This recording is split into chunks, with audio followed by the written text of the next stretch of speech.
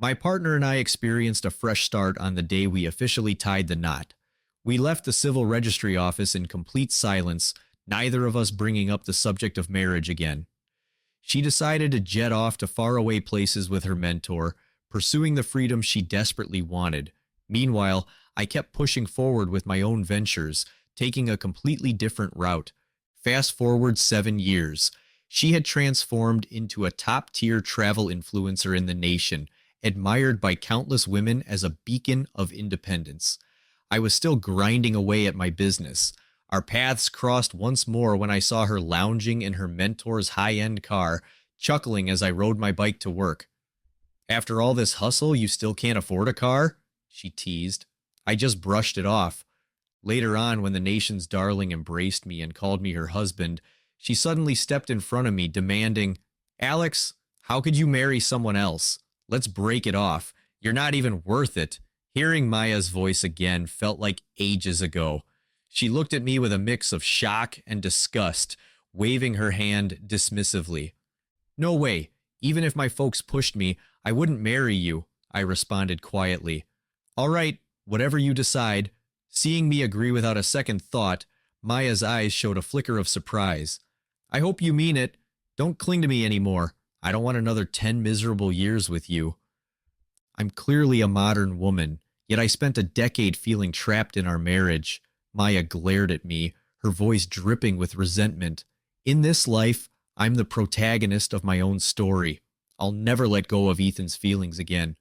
With that, she walked away, her joyful retreat blending with the memories I had of her from our past life on the day we registered our marriage. Maya wore a simple white blouse, her long dark hair cascading over her shoulders. Her understated look had somehow won my heart, and I couldn't forget her for over 10 years. We were high school classmates, and even back then, I felt something special for her.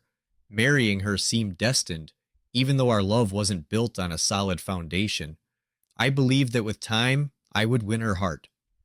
But after we got married, I realized how naive I had been. Maya was distant, colder than a stranger. I assumed it was just her personality until I found out she had always loved someone else, her university senior, Ethan, her first love. Ethan and Maya were inseparable during college, the perfect couple. Unfortunately, Ethan came from an average background and had some minor run-ins with the law in his youth. Although he turned his life around, Maya's parents still saw him as an unsuitable match. Despite her pleas and sacrifices, Mr. and Mrs. Parker wouldn't budge.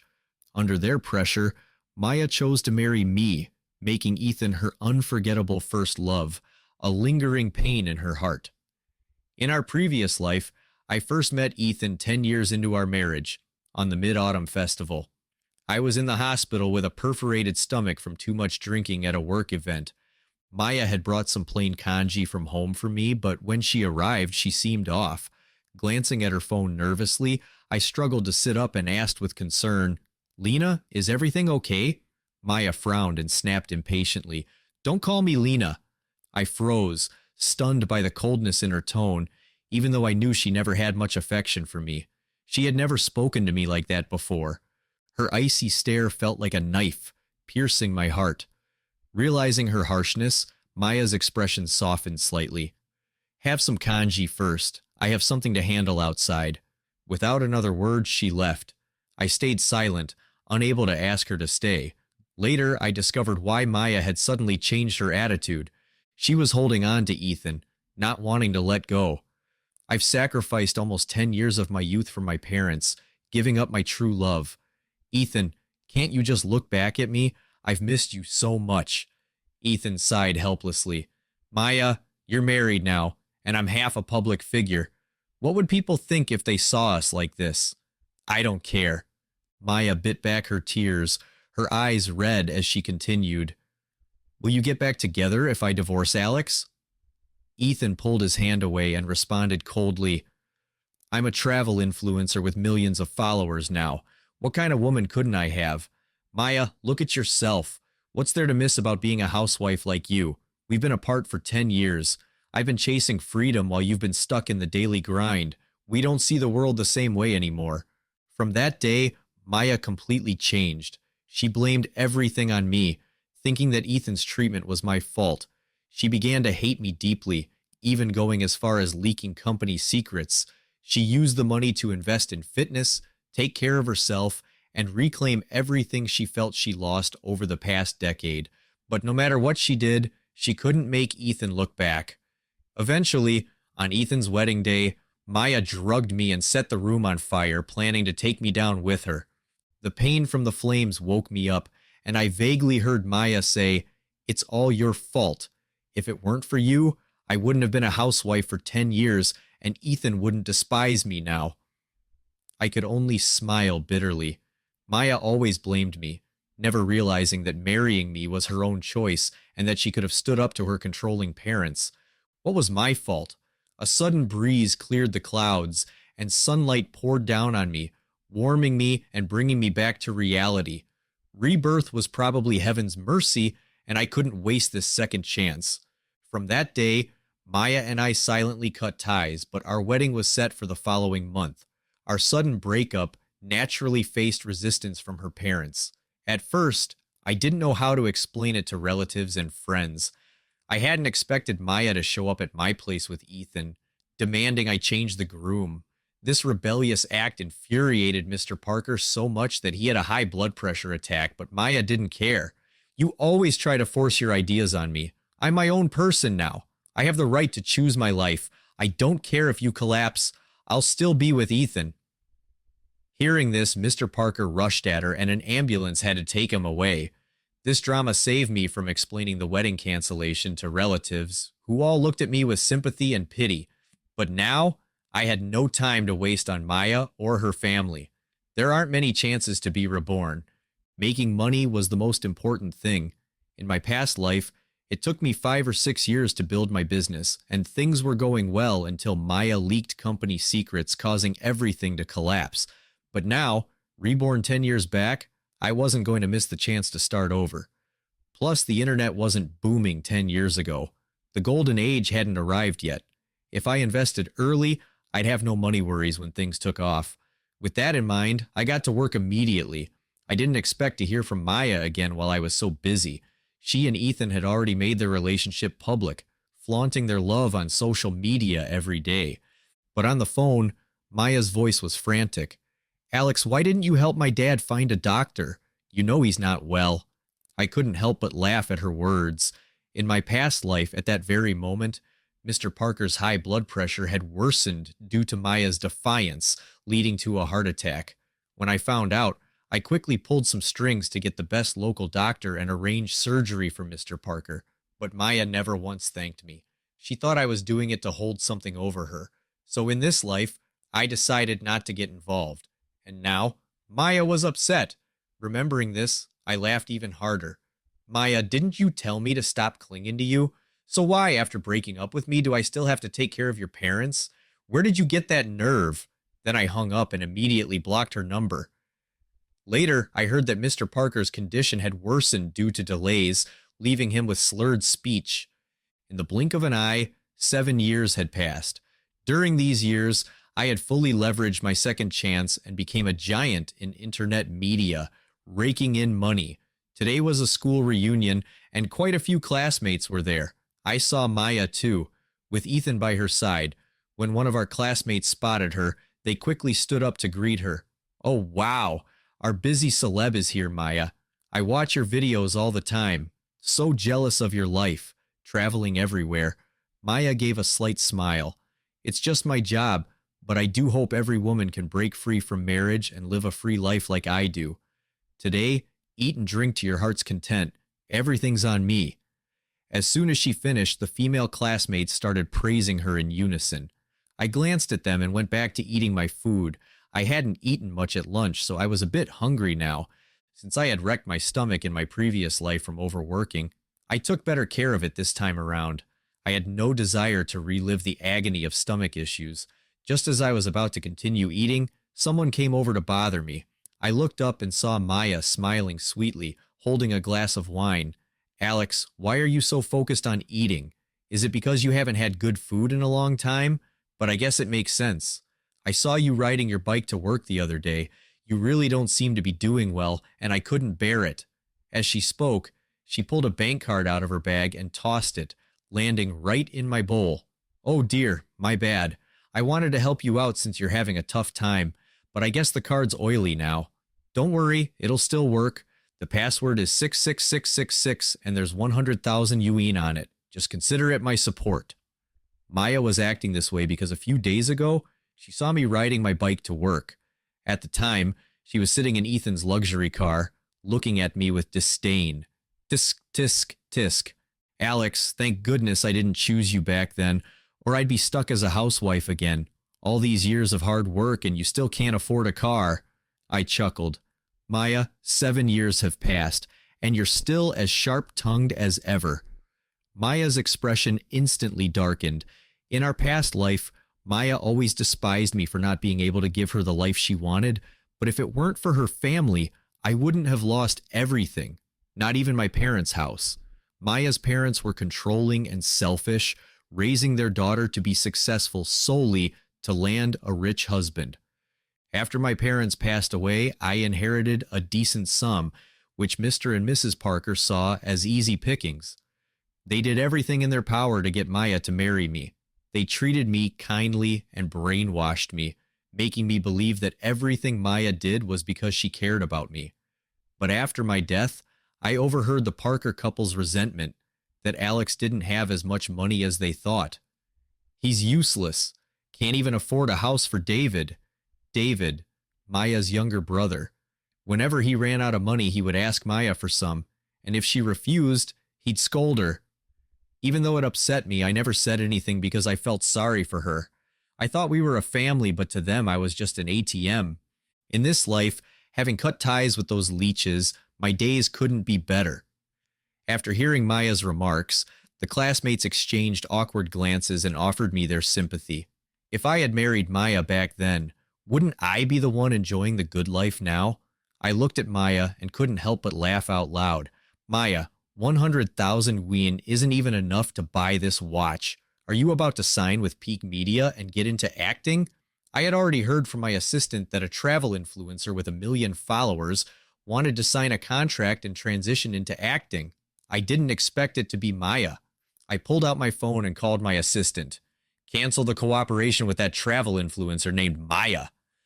Ethan burst out laughing when he heard this. Maya, is your ex-fiancé drunk? Peak Media is such a huge company, and here he is pretending. The boss's wife is the youngest movie queen, Monica. Do you really think you match up to that?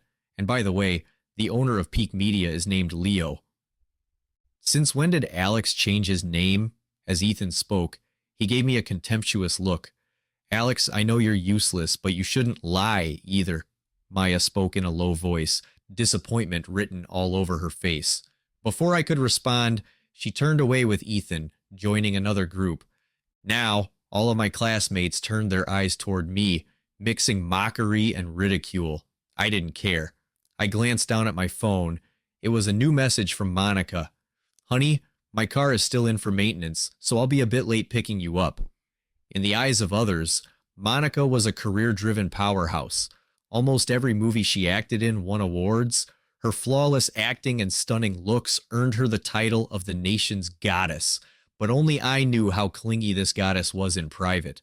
Monica often hugged me and said I was the love of her life. We met 5 years ago, back when Monica was still an extra. At the time, I had just founded a media company, taking advantage of my rebirth. Monica was passionate about acting, but she had no connections and no background, making it difficult to chase her dreams. Such a pure-hearted girl was easy prey for those who exploited others. I met Monica at a club, where she had been drugged after being forced to drink. I felt sorry for her and was reminded of my previous life, where Monica became a movie queen only after struggling at the bottom for almost 10 years. I thought that if someone helped her, her path wouldn't have to be so hard. So, under the guise of investing, I started supporting Monica. She didn't disappoint me. Her first movie was already a success. From then on, Monica's career skyrocketed, and none of her films ever flopped. She once told me I was her mentor, and she was my soulmate. 5 years after we met, Monica won her 4th Best Actress award and publicly announced our marriage. Shortly after that, we tied the knot. Because I like to keep a low profile and didn't want too much information about me in the public eye, few people knew who the real owner of Peak Media was. It was normal that Maya didn't recognize me.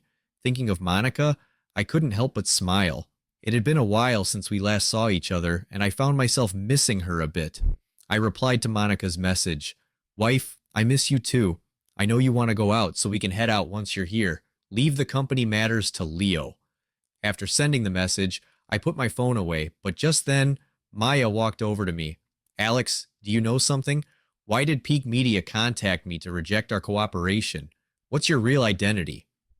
Hearing her question, I laughed.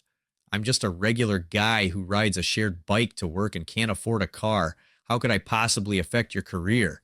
Maya let out a sigh of relief, seeming to believe my words. Exactly. Someone like you could never have any real connection to Peak Media. I must have been out of my mind to believe your nonsense, she muttered to herself, realizing what she had said. Maya shot me another disdainful look. Alex, it's not that I look down on you, but you're already 30 and can't even afford a car. You're still riding a shared bike to work. You were at least a top student once. So how did you end up doing so poorly? Do you really want your wife to stay at home as a frumpy housewife? This is irresponsible and frankly disrespectful to women. Seeing Maya like this, I knew she was venting her frustrations from our past life, but was everything as she claimed? In our previous life, after she and Ethan split, Maya hardly ever left the house. She didn't do any housework either, always waiting for food and clothes to be served. The allowance I gave her either went to her parents or to help her brother. Later on, she even complained that I hadn't made her into a rich wife, that she didn't have several maids to serve her. And now, here she was confidently saying that I forced her to be a frumpy housewife and a full-time mom. What a ridiculous accusation. I downed my glass of red wine, not wanting to waste any more words on Maya. Someone like her would probably still blame me even if the world ended. I was about to argue with her when the door to the private room suddenly opened, and in walked Leo. He scanned the room for a moment before locking eyes with me. Alex, you sneaky guy. So this is where you're hiding out, coming to a reunion without telling me. I was puzzled. How did you know I was here? Who told you? Leo rolled his eyes. You told me yourself last time. You said you'd be here at my hotel for dinner this Saturday. Forgot already? I guess all your brain power is spent on making money now. I furrowed my brow in confusion as faint memories flashed through my mind. It seemed I had told Leo, but I hadn't thought much of it, so I forgot. Realizing this, I gave Leo a playful punch. Forgotten or not, why are you here? I'm here because Mr. Jang is visiting, and of course I had to come greet him. Anyway, no more jokes. I'm here with my girlfriend for dinner, and I heard your wife Monica is about to wrap up filming. Have her go shopping with my girls soon. I've been busy lately. Before I could respond, Maya, who had been ignored all this time, suddenly chimed in, Alex, who is this? Hearing her question, I kindly explained, this is Leo, the owner of Peak Media, the company you wanted to collaborate with. Then I pointed at Maya. She's the one I had my assistant cancel the contract with. Leo nodded in understanding, about to say something before his phone rang. He quickly excused himself and left the room. After Leo left, Maya shot me a disdainful look. Alex, why are you so desperate for attention? Must be panicking after seeing how successful I've become, resorting to these cheap tricks. But your pathetic behavior only makes me look down on you more, and I'm even more certain that my decision 7 years ago was the right one. She scoffed. Peak Media's owner? Really? You just heard us mention that the boss's surname is Chen, and now you bring in some random extra to pretend he's the owner. It's hilarious.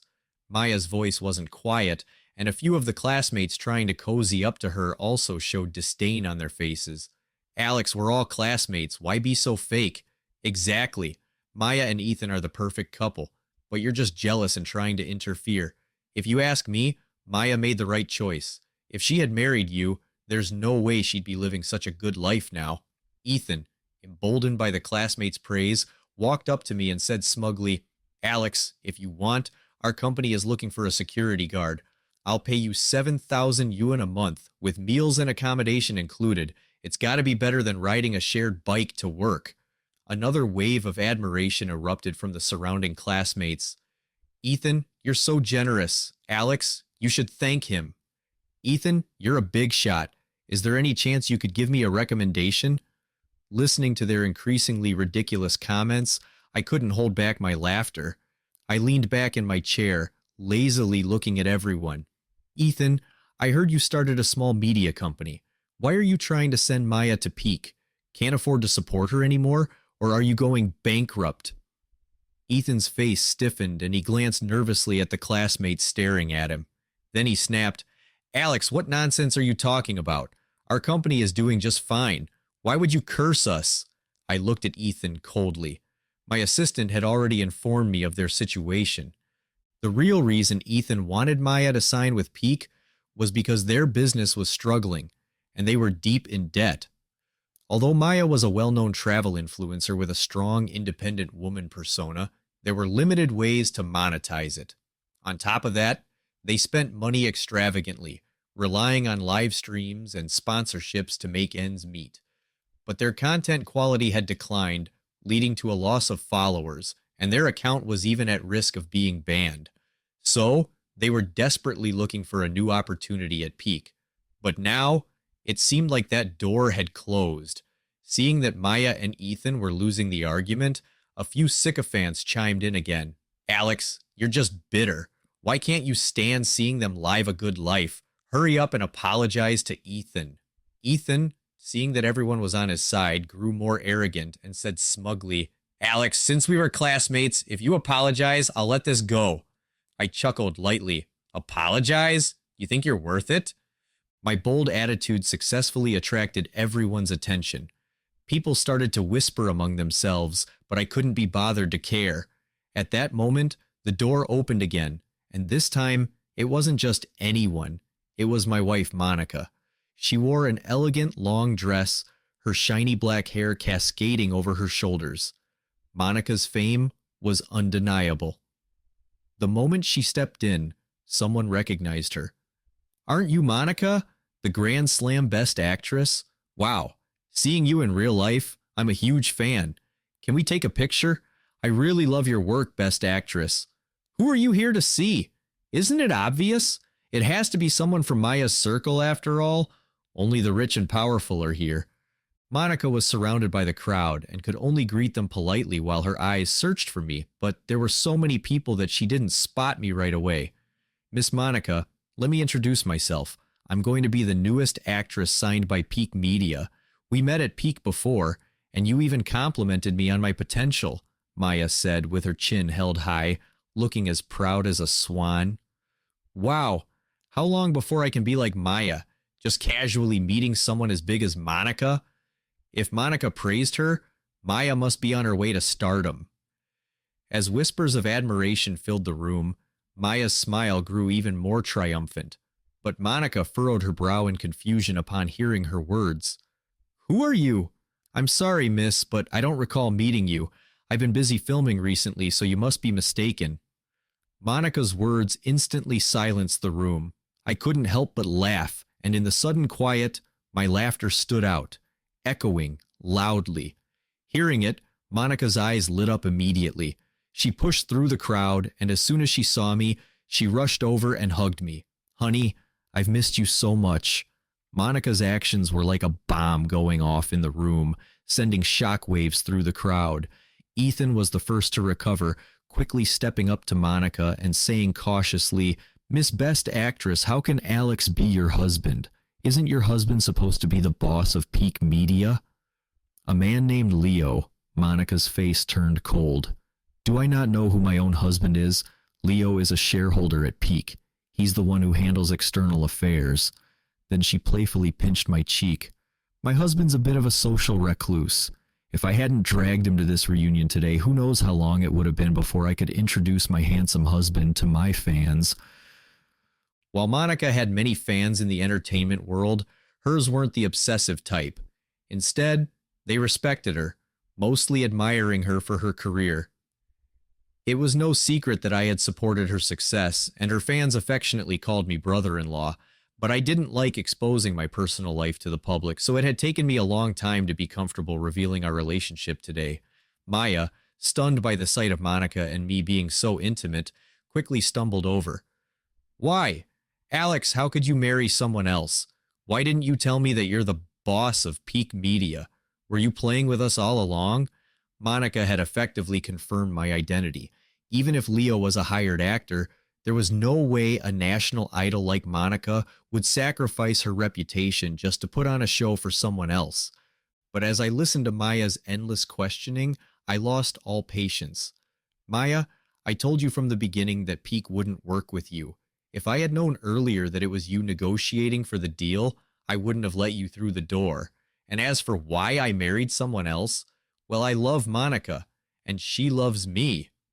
I don't believe you. You've been lying to me, Maya shouted in a frenzy. How could you be successful? You were supposed to live in poverty for the rest of your life. You're just a liar. You could barely support me. So how could you possibly be the boss of Peak Media? I don't believe it. Hearing Maya's words, you could possibly be the boss of Peak Media? I don't believe it. Monica's face darkened. Miss, please don't spread lies. I know what kind of man my husband is, and he certainly wouldn't be interested in someone as mean and bitter as you. Oh, now I remember who you are. You're the woman who abandoned your parents in the name of freedom, but taking all your father's medical funds and running off. If that's your idea of freedom, it's nothing more than selfishness and hypocrisy. Monica's quick tongue didn't hold back, and her words left Maya speechless. At that moment, the door to the private room opened once again.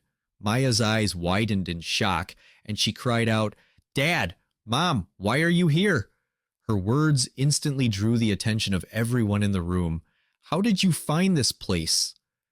Maya stared at her parents, who, after 7 years, had aged significantly. Her mother's once well-kept hair had turned almost entirely gray. Maya seemed confused, not understanding why they were here. But before she could react, Mrs. Parker raised her hand and delivered a heavy slap to Maya's face. Ungrateful daughter, how dare you ask why we're here? You took your father's medical money and ran off with this man. You two are living the high life, but did you ever think about us? I must have been cursed to give birth to a daughter like you. Monica was right. Back then, Maya had taken the money meant for her father's recovery, leaving him paralyzed and half disabled. Her younger brother, David, turned out to be just as useless, and Mrs. Parker had to take on a job washing dishes just to support the family. After becoming a social media influencer with millions of followers, Maya had blocked all contact with her family. Seeing Maya stunned into silence, Mrs. Parker delivered another slap. Look at how we're living, and look at you, living in luxury, growing younger and plumper by the day. Then she kicked Maya's leg, forcing her to kneel.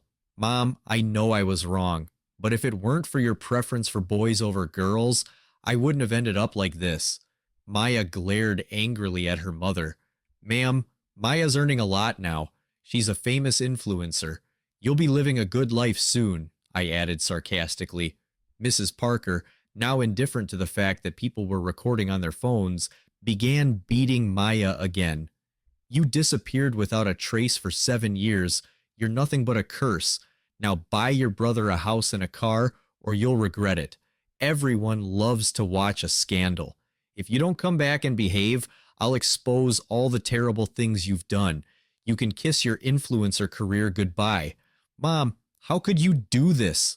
Before Maya could finish, another slap landed across her face. Shut up, you worthless daughter. I coldly watched the farce unfold, then pointed at Ethan. Maya, is this your great judgment? This is the freedom you've been chasing, the man you've loved for almost 10 years. Just standing there, letting you get beaten without lifting a finger. Ethan, shaken by my words, finally snapped out of his daze and rushed over to help Maya up. Maya, don't listen to Alex. You and Auntie can talk this out. No need to get physical. His attempt to smooth things over was weak and only proved what I already knew. Ethan was exactly the kind of spineless man my investigations had revealed him to be. In our previous life, Ethan had forced Maya to abandon her family and elope with him in the name of so-called freedom. But what no one knew was that he had only gotten close to her because he had his eye on her parents' savings. It was only when Ethan found out that Maya had a younger brother, the pampered prince of the family, that he couldn't stand the idea of dating someone who would always prioritize her brother. That's when he made a hasty exit. In this life, Maya took a large sum of money and left with him voluntarily. She used her rebirth to her advantage, quickly becoming a self-made social media influencer.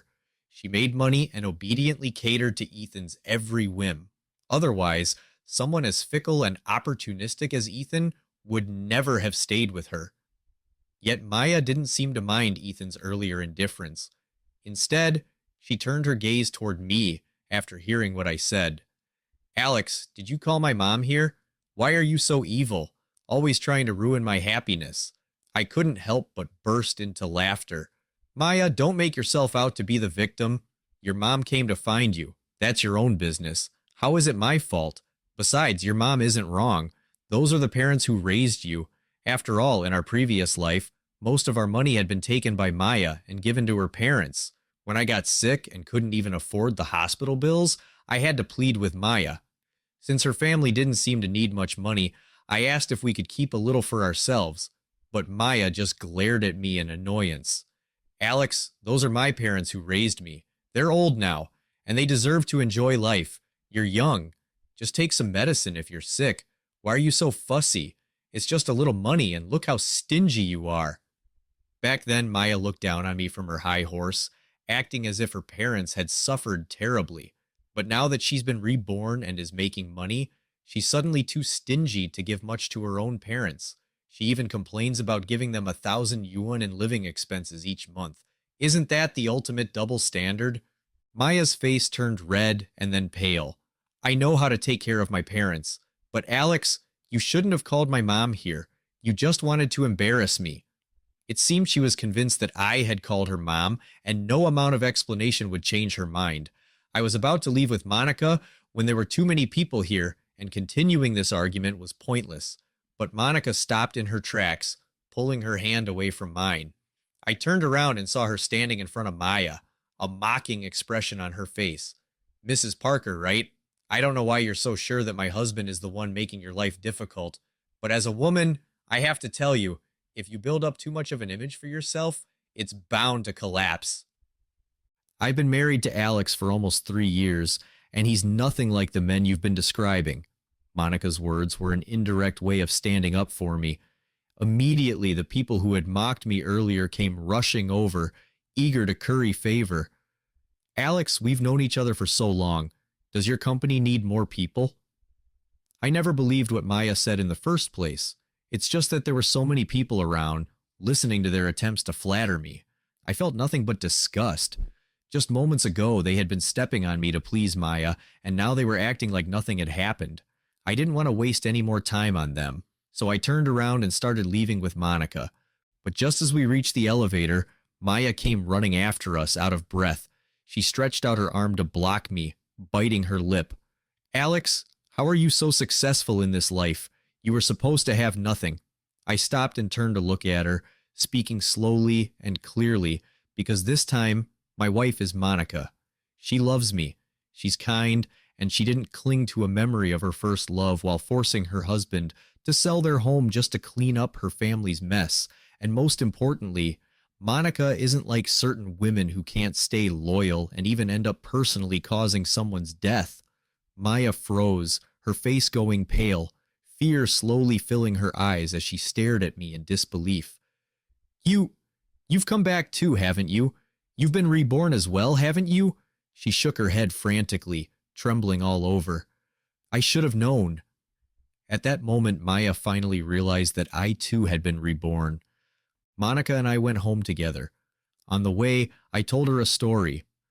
Once upon a time, a man loved his wife deeply, believing that if he treated her well enough, she would appreciate him. But in the end, the man lost everything. His wife killed him, and then they were both reborn, back to 10 years ago. So, they made different choices in this new life.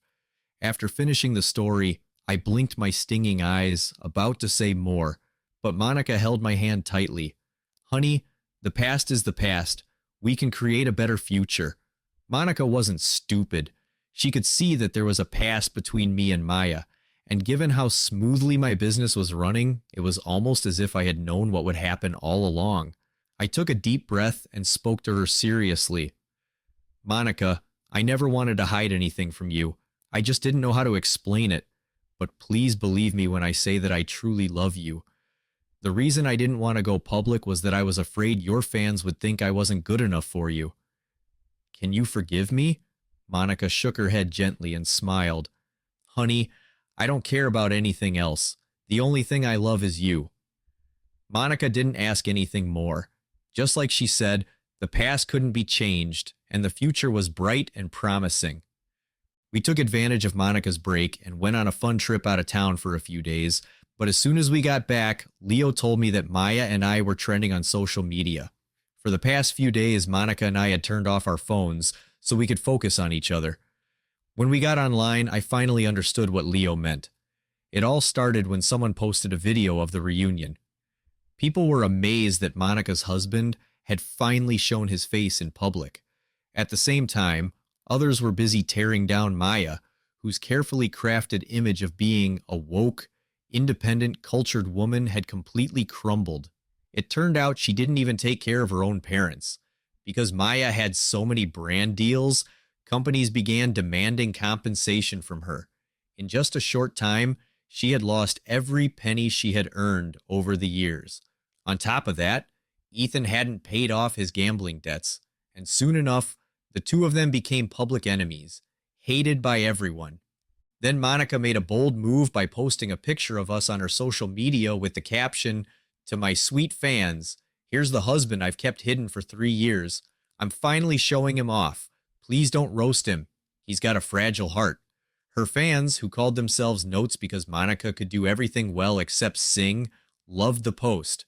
Monica's post pushed our story and Maya's to new heights. When my assistant released evidence proving that Maya and I had no connection, her fans went after her even harder. With that, Maya's dream of breaking into the entertainment industry was officially shattered.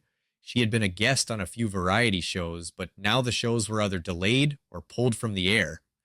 Fans of the other celebrities and influencers on those shows were furious and made sure to let their voices be heard. Seeing Maya in this state, I felt satisfied. After all those high-priced breach of contract clauses she signed were part of the plan I had set in motion. Maya had killed me in my past life, and I had never forgiven her for it. I thought Maya had disappeared from my life for good, but just a few days later, she showed up outside my company. Her face was haggard, dark circles under her eyes, and she was about to kneel before me as soon as she saw me. It was obvious that she had been going through hell. "Alex, we were married for 10 years. We've known each other for almost 20. Can't you help me? Just this once. I'm going crazy. The debt collectors are after me nonstop. My mom is even forcing me to marry a 60-year-old man just so my brother can buy a house. I'm only 27. How did my life become such a mess?" Watching Maya cry with snot and tears streaming down her face, I instinctively took 2 steps back to put some distance between us. I was disgusted.